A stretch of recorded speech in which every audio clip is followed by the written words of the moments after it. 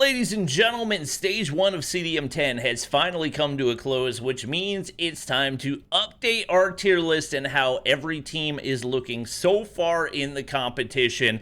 Hope you guys are enjoying the videos. Make sure to drop a like if you are. Before we hop into the tier list, just wanted to give you guys a quick update on what the schedule is looking like for the upcoming week. You guys can screenshot it, pause it, whatever you need.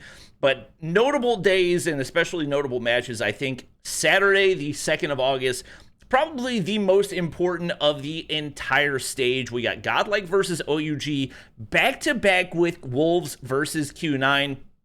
Obviously, Godlike versus OUG is turning into a bit of a rivalry, and Wolves versus Q9 is arguably one of the oldest rivalries in all of COD Mobile, and probably pretty definitively the top two teams, especially as far as we've seen so far in the competition. So that's going to be a banger, no question. But heading on over to our tier list, we've got some things to update. First thing we got to do, we got to add a goodbye tier, and obviously KZ is going to go there. I don't think anybody that is watching, or even the KZ players themselves, are going to be disappointed to see KZ added there. Everybody knew they didn't really have a desire to be in the competition. They were just there for the extra prize money, so congratulations to them on securing that. Now, obviously, now we head into the tier list for the things that actually matter. I'm going to do this a little bit differently, not going by the order that they're here. We're just going to start from the bottom and build up.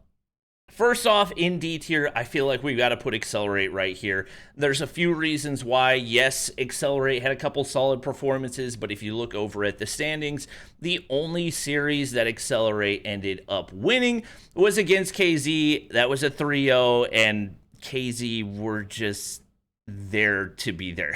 Like, once again, I don't think you can really do a whole lot with that 3-0. They didn't take a map versus anybody else. They may have taken one map versus Exceed, if I remember correctly, but especially based off what we saw out of Exceed in their performance against X-Rock, maybe we overrated them a good bit as well. So obviously the one other team that I think most people would put in that tier is WL. For a little bit, I thought I was going to put them below Accelerate, but just purely because of the difficulty level between the groups, I can't really justify doing that. Obviously, WL also only had one series win, but it was against DVS, who I would say, no question, have looked far and away better than KZ did. I took a map versus AG as well, so this is a team that it's kind of newly formed, kind of been together a long time. They only took 3 points in the entirety of the groups, but no question, Group A was the group of death. So I feel like because of that alone, you do have to put them ahead of Accelerate. Now, moving on, we go into tier number C, tier letter C. I feel like there's probably only 2 teams that realistically go there. The first of those is Exceed. So once again, looking back at the standings and how everything fell, Exceed did end up tied with Seoul, but I felt like Exceed looked worse and worse through the groups, while Seoul looked better and better. So Exceed did end up taking a couple of series with the win over, it was actually 3 series win over Seoul, win over KZ, we're not even going to talk about that, win over Accelerate. Accelerate being in that bottom tier as far as those that are still in the competition, and that win versus Seoul was their first matchup of CDM, and it definitely looked like they were still getting their footing. They improved, I feel like, probably more than any other team in stage 1 of the competition. So because of that, I feel like we got to put Exceed down there. Probably going to put AG down here for the time being as well, just because I feel like they pretty substantially underperformed as far as our expectations for them. Only 1 in 5 and only took 4 maps throughout the entirety of it. Pretty much all of Group A, it was just DVS, AG, and WL trading maps the entire time, with the exception for that being the fact that DVS were able to take a map off of Godlike as well. And I think AG took a map off of X-Rock, if I'm not mistaken. Obviously, that's a credit to them, but once again, it's tough for me to put them any higher just because they were so strong in Search and Destroy last season, but this format does not lend itself nearly as much to being an S&D dominant team, so it definitely seems like they've still got some work to do. Moving up into B tier, I feel like obviously the first team you got to put there is X-Rock. They are in Masters, but with that being said, I think they took. I don't know if they took any maps. No, they didn't take a single map. They didn't take a map off Godlike. They didn't take a map off OUG. Didn't take a map off Q9. So there's no way in my mind you can justify putting them in A tier. They do have a lot of rookies, but none of those rookies have looked particularly dominant.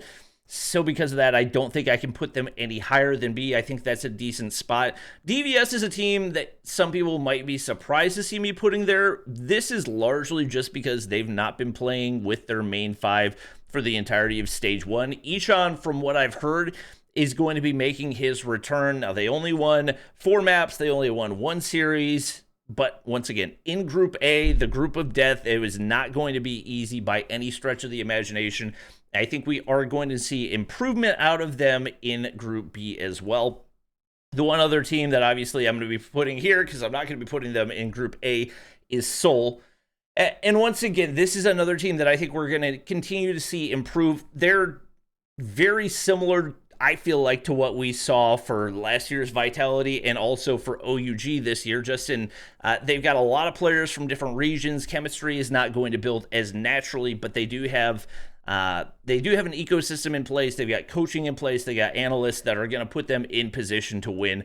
I feel like you could kind of interchange them and DVS. One of these two teams, I think in my mind, is undebatably going to win Stage 2 of Challengers and automatically move up to a top spot. I'd be surprised if we saw both of them do that, just because they're going to have to go through not only X-Rock, but one of the other 5 teams that are 4 teams? No, 5 teams that are up in the top of Masters. So it's not going to be easy, but I think both of those teams have a lot of potential and something that they could prove right there. Now, moving into Group A, this is where things are going to start to get a little bit more controversial, you know?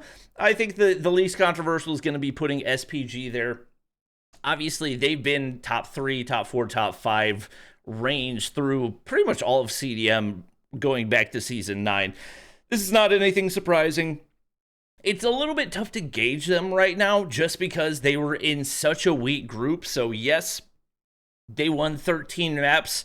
The 2 maps that they lost were obviously to Wolves, but nobody down here 3 through 6 was really on their level. So it didn't feel like they got tested a whole lot outside of their matchup against Seoul. And I will say the one matchup against Seoul, I believe it was the Control, was very, very winnable for them. So for that reason, just because Seoul's so new, I don't put a ton of weight into this SPG rating. I'm curious to see how they'll match up, especially against OUG and Godlike, who obviously are going to be next up as well. OUG, I don't think I can justify putting them ahead of SPG because, number one, we didn't see them beat SPG in Season 9 of CDM, and number 2, they did end up taking the L to Godlike. Obviously, Godlike are a strong team, so that's part of the reason for that, but just because of record alone, I don't know that I can put OUG ahead of SPG. Maybe the performance and the way the two teams performed against Seoul could put some weight in it, and if we put a ton of weight in it, I would probably put OUG ahead, but I think for the time being, I'm going to put them behind SPG. And then for Godlike, they did look really good. Obviously, they got the win versus OUG, but a lot of it was just Jabin not playing well, Seven not playing well. They got mollywopped in the Control. They got their own map pick for the hardpoint in Hacienda. So I don't think I can really put them ahead of OUG just because it's best of 3. You can't really put that much weight in it. So now that we've gotten the reactions from all of the Godlike fans in the replies, they've all disliked the video, they've all screenshotted this and posted it to Twitter, we'll give our actual rating for Godlike, which of course is to put them at the top of A. They got the win over OUG, who have been really strong all season. They executed the standoff win, no question, is the most impressive part of that series. So that standoff win was absolutely huge, and I think shocked a lot of people, especially with how dominant they were able to close it out right there. They're looking like one of the most lethal S&D teams in all of CDM. I can't justify putting them on the same tier as Q9 and Wolves. Wolves, no question, they're the best team in CDM. There's no actual argument for them not being the best team in CDM. They're at the top of the S tier, and once again, I do have Q9 up here just because win over Godlike, win over OUG. They've separated themselves from the rest of the competition. Even if they were close matchups, I think the fact that they were doing it with a rookie in their lineup makes it that much more impressive. And to be honest, I'm really interested because I believe Sun's suspension was only for stage 1 of the competition. I don't even know if you risk throwing him back into the mix. Maybe you just rock it with 0 for the time being and see how it works out, especially in that matchup versus Wolves. We'll have to wait and see. But that wraps things up for our season, or CDM 10 Stage 1 tier list. Obviously, we will be updating this every week. So if you guys haven't already, make sure you hit the subscribe button, drop a like down below if you guys enjoyed, and we'll catch you guys in the next one.